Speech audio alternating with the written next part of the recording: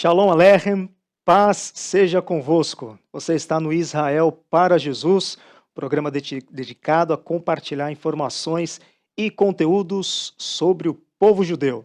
Aqui falaremos a respeito das tradições, dos costumes, da cultura milenar judaica, também a respeito dos desafios e das bênçãos do trabalho de evangelismo, trabalho missionário, e também incentivar e encorajar você a se unir a nós neste projeto tão especial que é fazer o nome de Jesus conhecido a judeu e também a não judeu.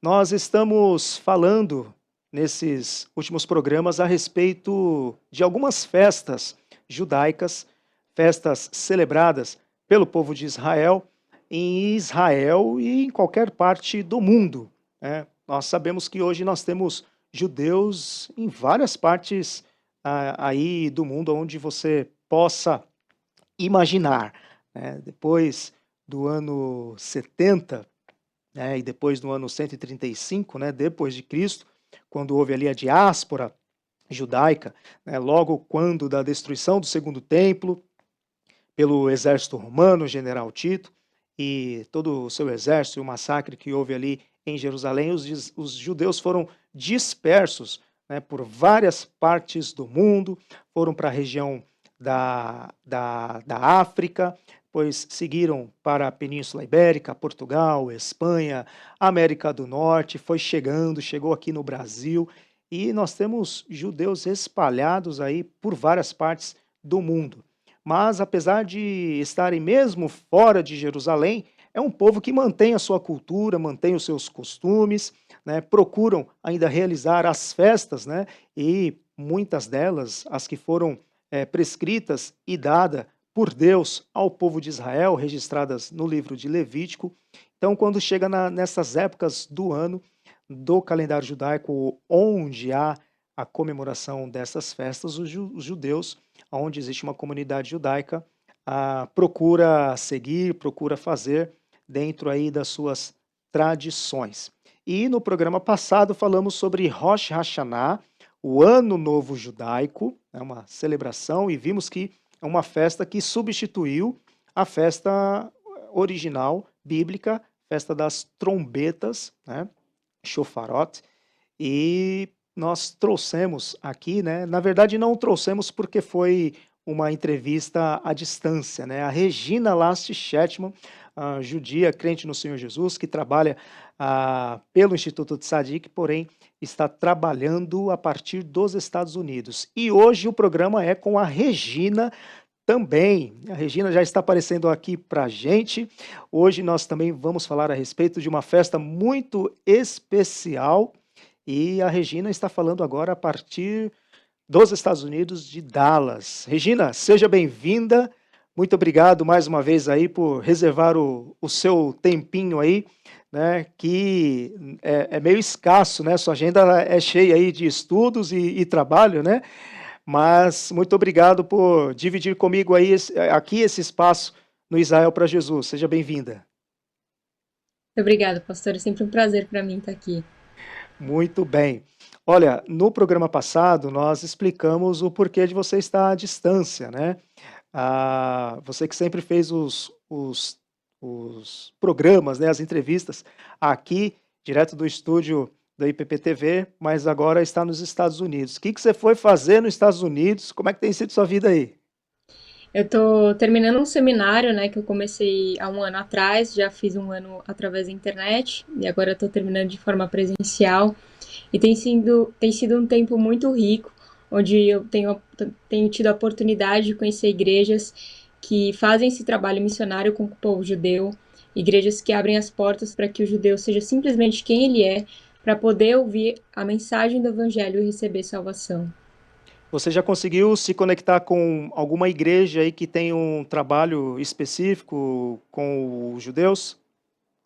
A gente tem aqui uma mega igreja, né, que chama Gateway Church, que fica em Dallas.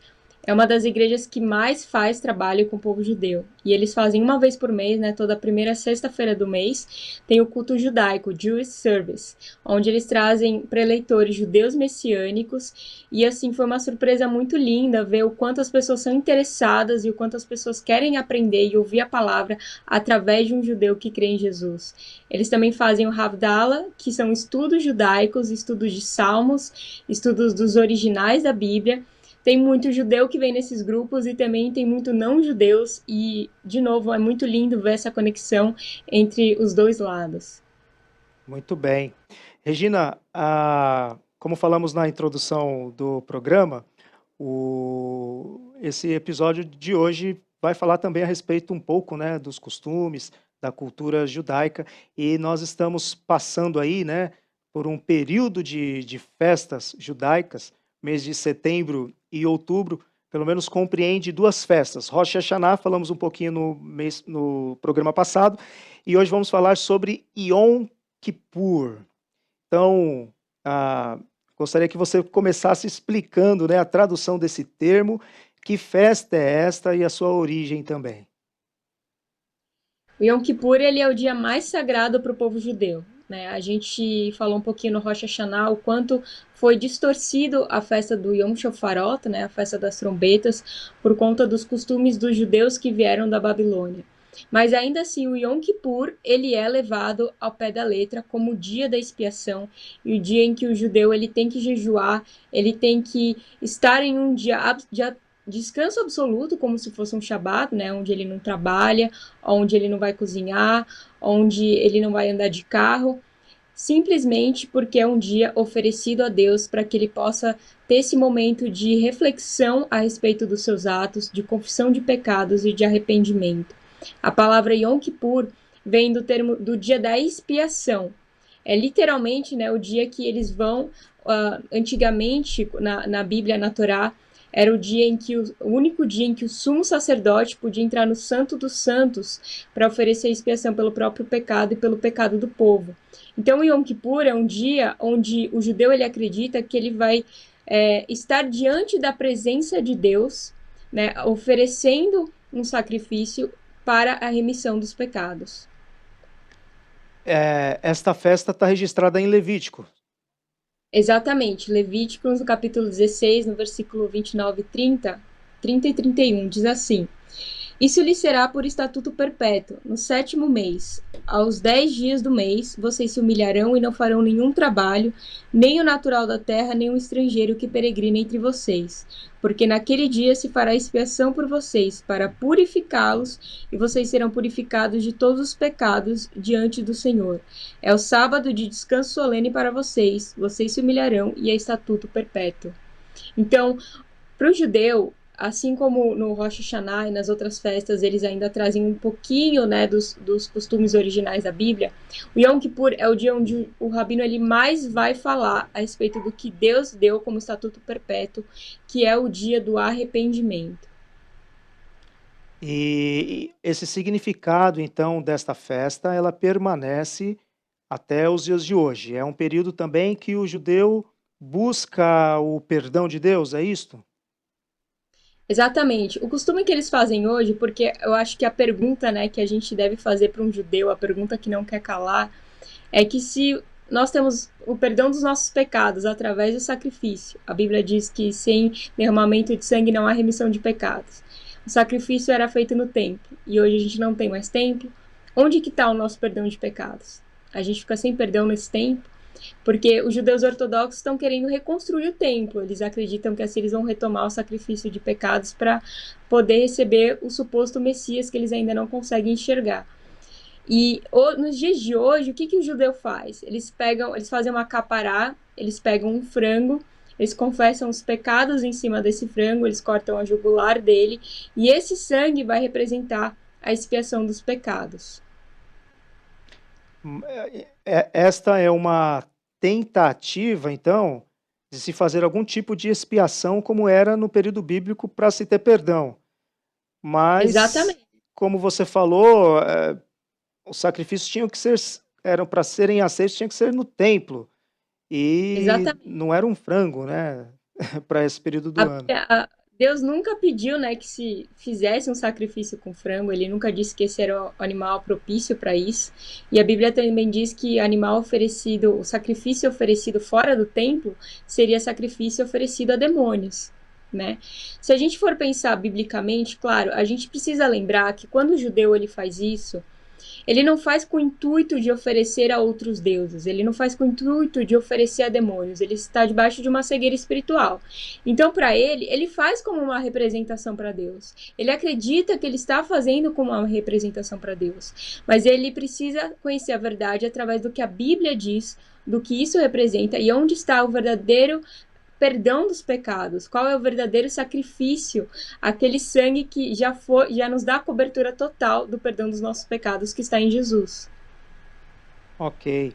E então, esse tipo de ritual, né, capará, como você falou, né, do frango, que cortam e giram frango e tudo, isso, na verdade, não são todos os judeus, isso é uma corrente do judaísmo, acho que os mais ortodoxos, não são todos os judeus que fazem isso em todas as partes do mundo, nas sinagogas, né, é um Essa, grupo específico.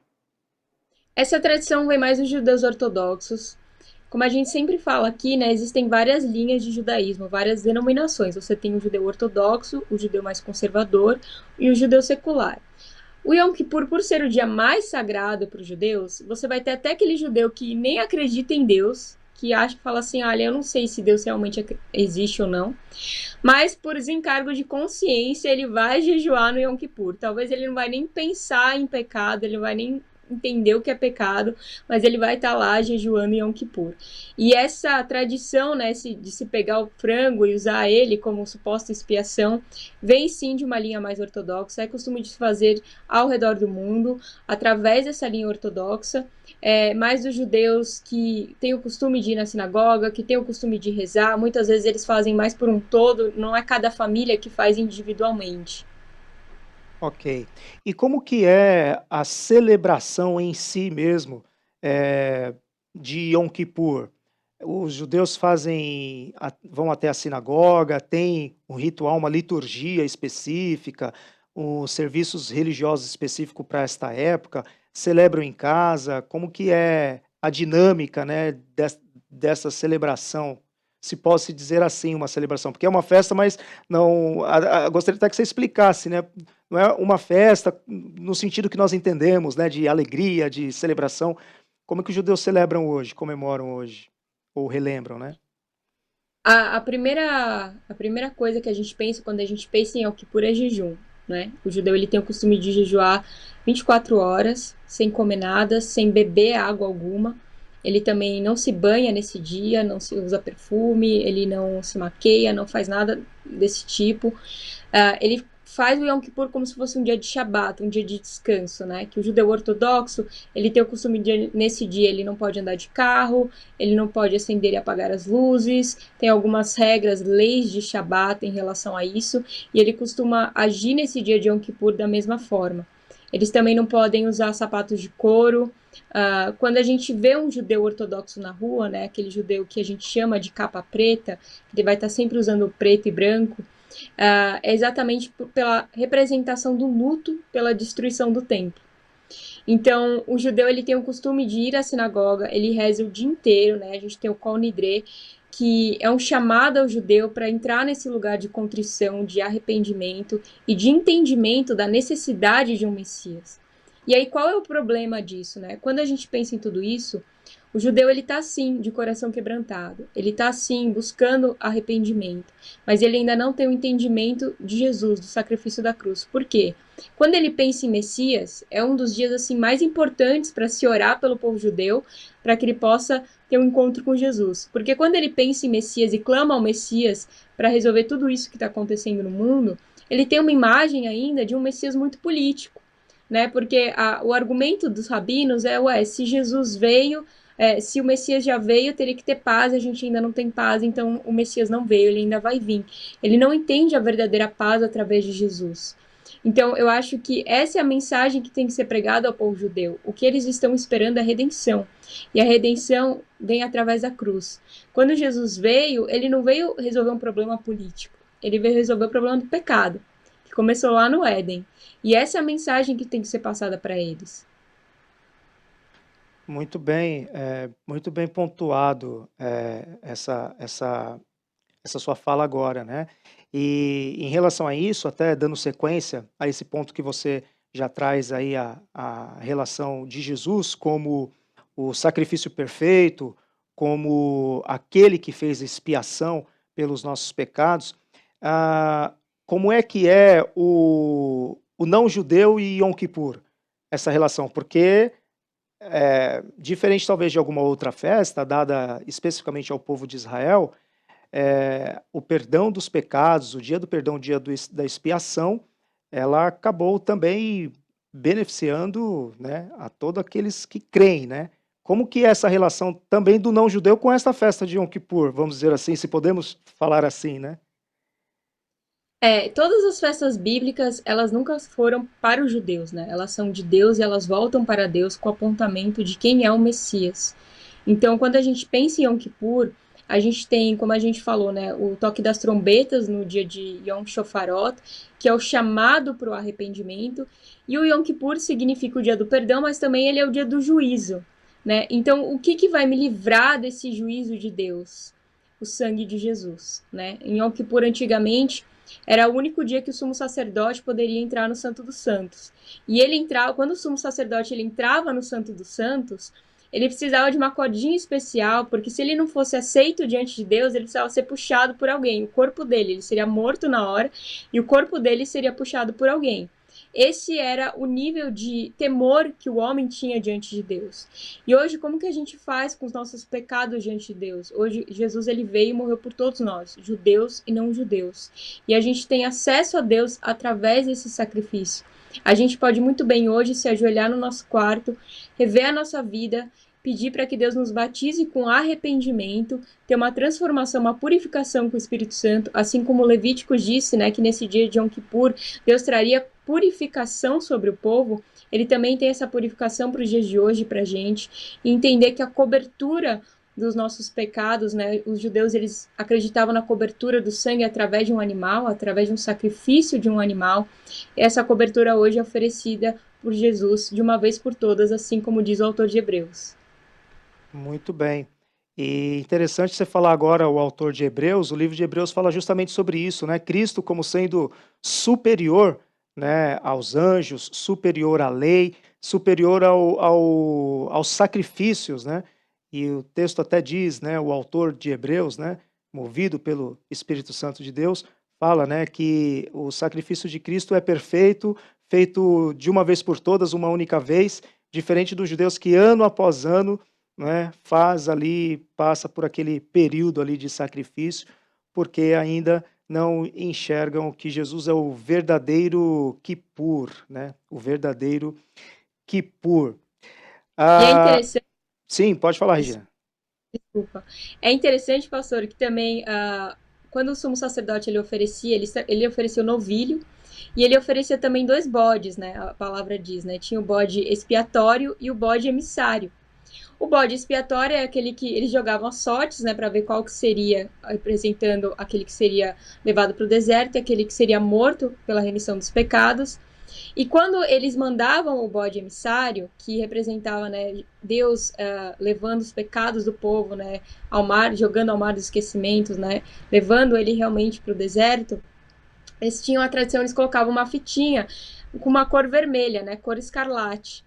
E os rabinos acreditam, eles dizem, né, que essa fitinha, quando o bode era encontrado, quando ele voltava, ela voltava branca, representando que Deus aceitou a expiação através desse animal, aceitou esse sangue, representando a expiação dos pecados do povo.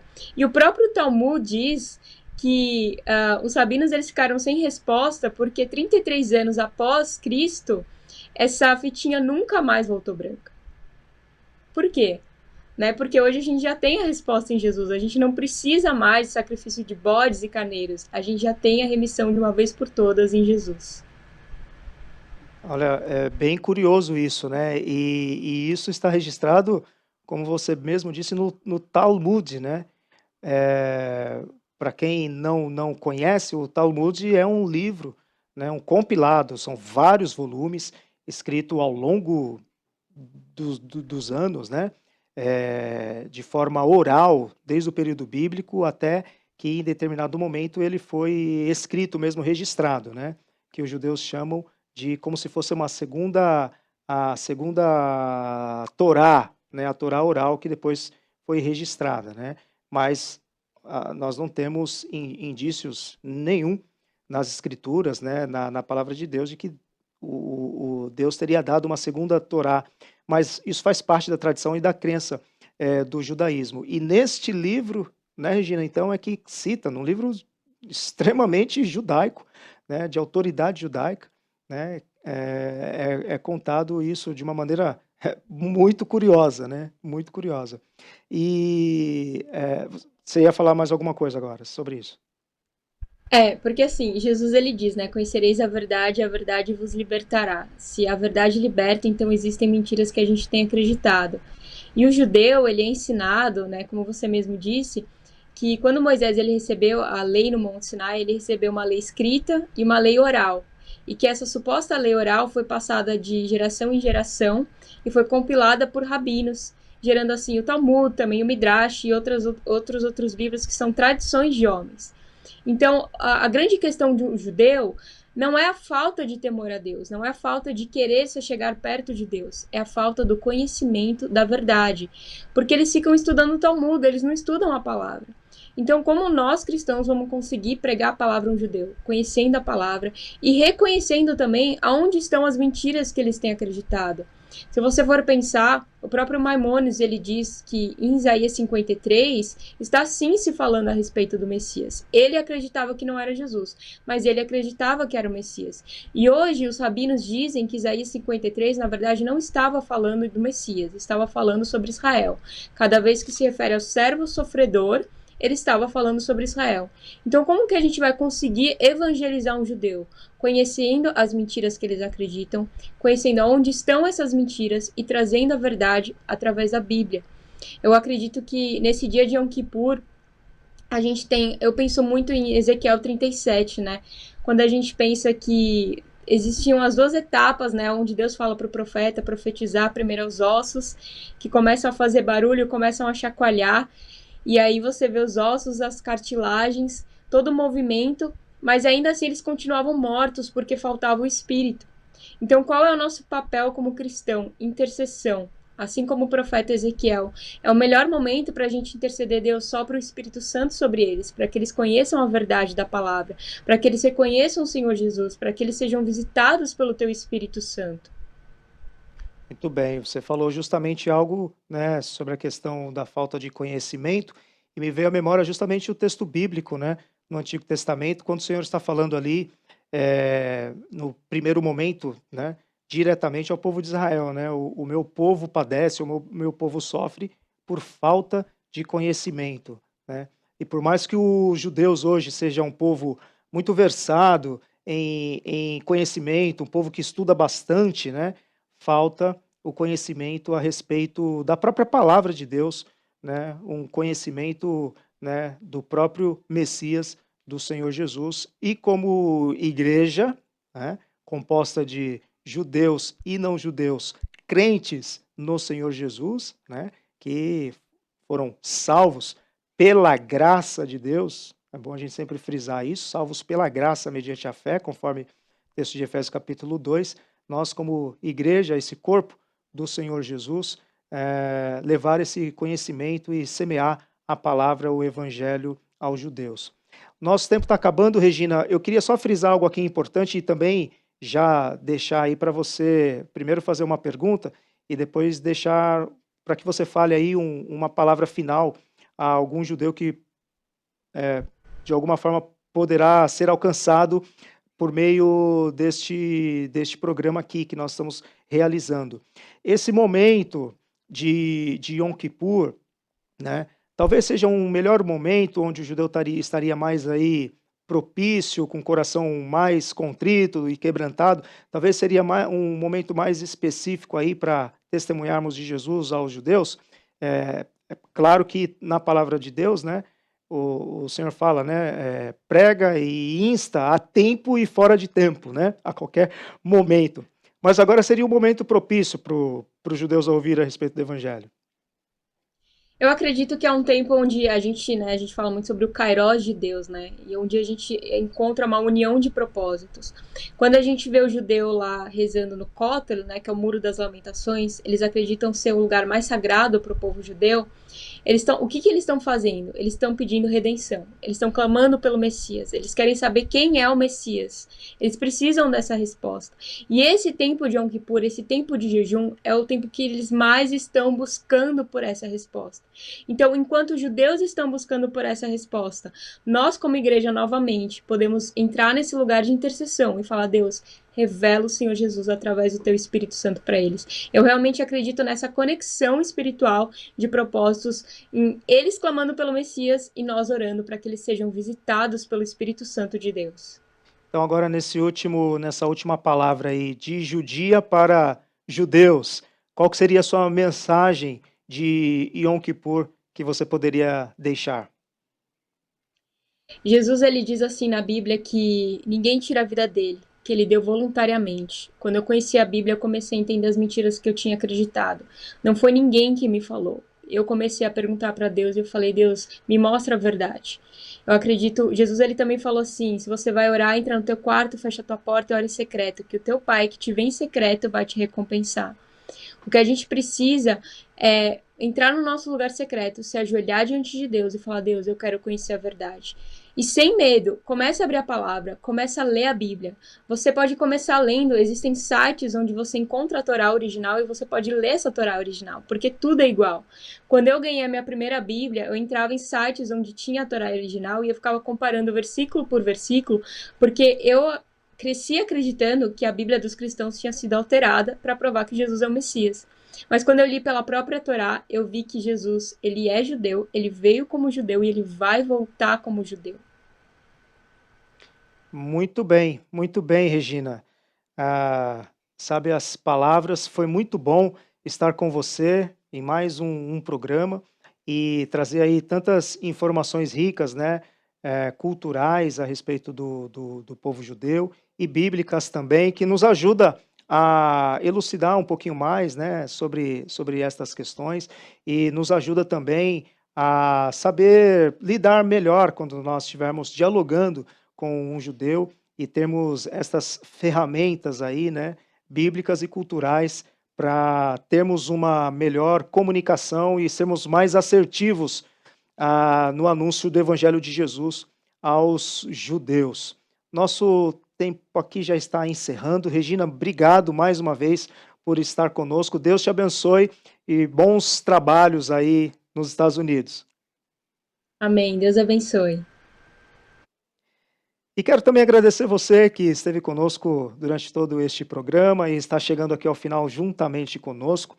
Que Deus te abençoe, que você seja sal e luz onde quer que você esteja, na sua casa, entre os seus familiares, entre os seus amigos, no colégio, na universidade, no seu trabalho, onde quer que você esteja, que você seja verdadeiramente aí uma testemunha de Jesus. Quero me despedir com um grande abraço, Shalom Aleichem, e até o nosso próximo programa.